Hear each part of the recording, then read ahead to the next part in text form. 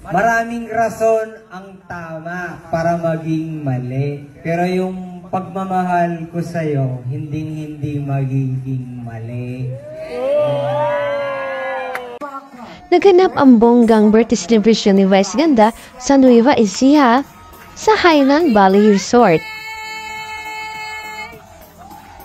Happening right now on Showbiz Balita.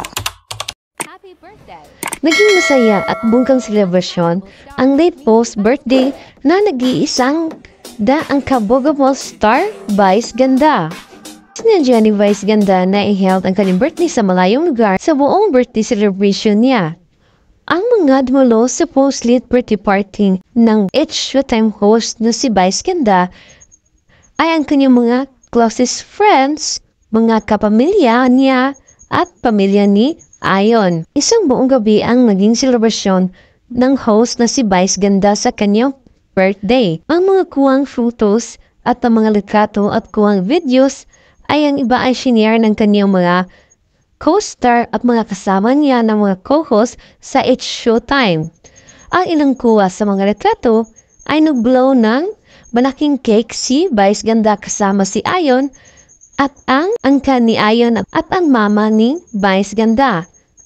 At mailahad ang kuwang retrato na isang buong masayang pamilya po sila. Pagkatapos na pag-blow ng candle ni Vice Ganda, ay isa namang malaking bonggang fireworks ang naganap sa gabing iyon.